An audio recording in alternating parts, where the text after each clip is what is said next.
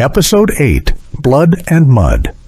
The bridge was a slaughterhouse, a tangle of infested corpses clogging the narrow span, blood pooling black in the green glow of Aaron's NVGs. The distant flames from the Blue Ranch and Problem House crackled, casting flickering shadows across the Ohio fields. But the night had gone quiet. Too quiet. Aaron crouched low beside Fireball behind a rusted tractor off the road, both breathing hard, scanning the dark for movement. The horde had thinned, but more shapes lurked, shambling out of trailers and shacks. They'd kicked the hornet's nest good, and it wasn't done buzzing. Aaron's tomahawk dripped in his hand, slick with blood and mud, the unsuppressed Glock 19 still holstered on his pistol belt. Underestimated this shit show, Fireball slung his empty AR-15 over his shoulder, the thermal scope useless now, his hunting knife sheathed but stained. The loot bag sat heavy at their feet, food, meds, ammo, drugs, a grim prize from a night gone sideways. Aaron broke the silence, voice low and grim. We have to do something with these corpses. Some might still be viable, or reanimating. He nodded toward the pile, a twitching arm catching his eye. Fireball spat into the dirt.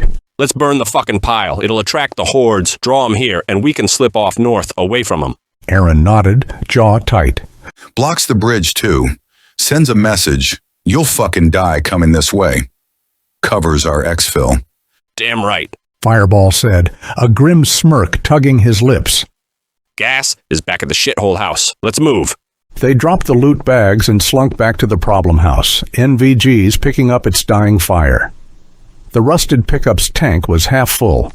Aaron siphoned gas into a jerry can, while Fireball grabbed gas-soaked rags from the porch. Grabbing the cans, they hustled back, the weight slowing them as distant moans closed in. At the bridge, Aaron doused the pile. Fireball struck a match, and flames roared up, swallowing the bodies in a crackling blaze. The heat hit their faces, the firelight painting the night orange, infested twitching, then stilling as shadows turned toward the glow, drawn south just as planned. Good enough, Aaron said. Let's go. Fireball adjusted his bag. We played this way too lightly, bro. I didn't think it was this bad around us either. Don't beat yourself up too bad. We made it out alive and clean. That's what matters. Aaron grunted, wiping the tomahawk on his camo BDU pants. Alive, yeah. Clean's debatable. Whole damn AO's infested now. I'm a few miles up, Fireball said. Got houses to clean out by my place. Kids and my girl are there. When the team shows, y'all can help clear it. Gonna take a metric fuck ton of ammo. Count me in. Thanks for your help, bro. Aaron said. Keep your ham on our frecks, Fireball added, checking his radio. Cells are going down soon. That's when the real shit's hitting the fan. Got it, Aaron said, patting his radio on his plate carrier. Stay sharp. Fireball smirked. Always, Chief. He traipsed off into the cornfield, disappearing into the night, and the corn stalks as the fire roared from houses in the distance. Aaron slunk north, tree-lined shadows his cover, the blaze drawing the infested south. His AO was a war zone now. 2 days ago, after a hospital shift, patients twitching, doctors whispering, charts off, the media downplayed it as isolated, election year lies. Paranoia drove him to board the ranch house windows, stock bleach and peroxide. It paid off. Boots sank into mud, the half-hour trek a gamble, but the fire bought time. Home loomed, a ranch-style house, single-story with a garage left and barn out back, windows boarded tight from 2 days ago. Before he slipped onto the porch, he could hear Odin's ever-present growl, setting the loot bags beside his gear, tomahawk, NVGs, radio, and knocked low 3 taps. Tessa, it's me. The door cracked open. Tessa's face, pale, sharp-eyed, flashed relief, then horror at his mess. Black t-shirt streaked with gore, camo BDUs caked in mud, plate carrier splattered, Glock in its Safariland holster. Her heart pounded. Jesus, Aaron. She hissed. Strip the fuck down. Now, we have to decontaminate you. I know. He said, voice tired. He unclipped the plate carrier, then the pistol belt, peeling off the T-shirt and BDUs, kicking off crusted boots, standing in boxers, skin streaked, cold air biting. Tessa stepped out in latex gloves and a surgical mask, carrying a flashlight, a jug of water, bleach, peroxide, Dawn soap, and a trash bag. She performed the same decontamination ritual Aaron had done to her 2 days before, the scrub down with bleach and Dawn, pupil checks with the flashlight, Odin's wagging approval and love for his friend, and finally the finger prick, blood smeared under UV light. You're good. No infection, no parasites, she said, tossing the gloves and mask into the bag. Wasn't gonna let him get close, he muttered, but not telling her he went hand to hand with about a dozen infested freak shows. She handed him a gray T-shirt and black pants. He stepped inside, loot and gear in tow, her shutting the door. The lantern cast shadows across the boarded living room. Tessa set the bleach down, eyes narrowing. I saw 2 fires. I thought there was only one infested house. Aaron's face hardened, a dark flicker in his eyes. there was only one infested house. The other's not a problem anymore. What? What does that mean, Aaron? Means it's handled, Tess. That's all you need for now. She stepped closer, voice firm, worried. Handled how? You were covered in blood, 2 places burning, acting like it's nothing. That's not you. Not what we're about. What did you do? Aaron's jaw tightened, his expression locking down harder. What I had to keep us safe. You don't need the details. Not tonight. We have work to do tomorrow, while the power's still on. I don't know how much longer it will hold. I need to know what's going out there. Keep trying to reach the girls. That's your main priority.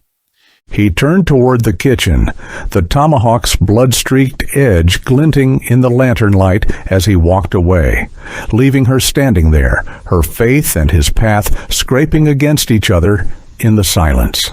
Next day.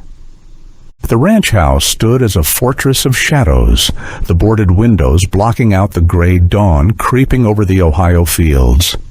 Inside, the air hung heavy with bleach, and the faint tang of blood Aaron couldn't scrub off his soul.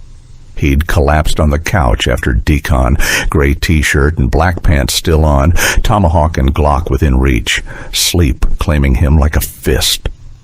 6 hours later, he jolted awake, body aching, mind sluggish but snapping to focus in the early morning dawn. The battery lantern flickered low, casting Tessa's silhouette as she sat across the room, staring at the loot bags they hadn't unpacked. He sat up, rubbing his face, voice rough. Tess, Emily and Sarah, any word? Tessa's eyes met his, tired and edged with a mother's quiet ache. She set her cell phone down. Emily's in Indiana. College dorms locked down. Last call 2 days ago. She's scared but safe, I think. Sarah. Her voice faltered, then steadied. Nothing. MIA. No contact. She was in Cincinnati. Downtown apartment. City's gone dark. No news coming out, just the same tired stories on the net and nothing on cell phones. Aaron nodded, the weight settling in. Tessa's daughters, Emily, holding out in Indiana, and Sarah, the free-spirit hippie girl, missing in Cincy, were a raw nerve. Sarah was all peace and love, tie-dye, and bare feet, but Tessa had drilled it into both girls before shit hit the fan. Any emergency, you get to Aaron's place. Sarah had been close to her mom, nodding along, but her wandering soul made her hard to pin down. No word. Did she try and fail, or was she still out there, chasing her own path? He stood, stretching stiff muscles. Team's not here yet. Fireball set a day to rally. It might take longer. I'm waiting to hear from Hammer and Jace. James Hammer Palmer and Jason Jace Lurie, part of the crew, scattered since the chaos hit. We can't roll into Cincy or anywhere for that matter blind. That's suicide without them. I've tried to text and call them, but no replies. My guess is they're either en route or bunkering in too. Let's go over what we know in the plans. Aaron said. It's been about 3 weeks since the first reports hit Canada. No info coming out now. My guess is the transmission rate and contagion window. I figure it's like this. Week 1, they're carriers, not contagious. By day 8 or 10, they turn contagious, start showing symptoms. Tessa chimed in. That fits. A week and a half ago, I saw attendance drops at school. Teachers calling in or just not showing up. Aaron continued. By day 14, the parasite takes control. Days 17 to 20, they're full-blown freak shows. Explains the delayed government response. They didn't take it seriously, and by day 10, it was already in the U.S. That timeline fits. Tessa said, nodding. Here at the house, power's still on, but how's the internet? Aaron asked. Spotty. Tessa replied. Only mainstream media sites load. State-run propaganda channels. Okay, government's 100% in lockdown mode, even if they won't say it publicly. Aaron said. I'm not surprised. They've hit the net kill switch. Still pushing shelter in place, essential workers only. Power company, healthcare, police, military. Not Walmart or liquor stores this time. Not like the last pandemic.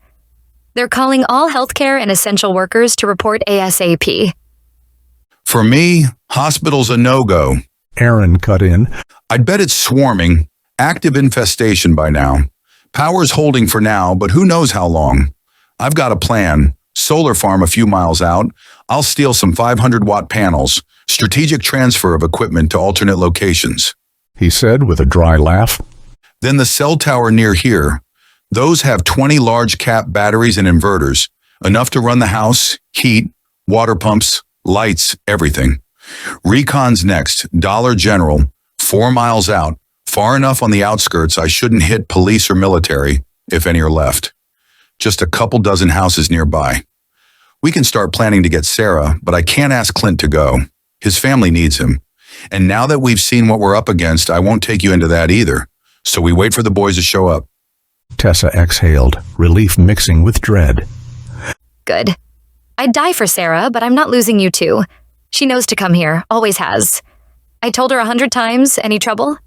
This is home base. Yeah, Aaron said, voice low. She's smart, might still show. But we're low on supplies, even with my preps. We still need stuff. The loot's not enough.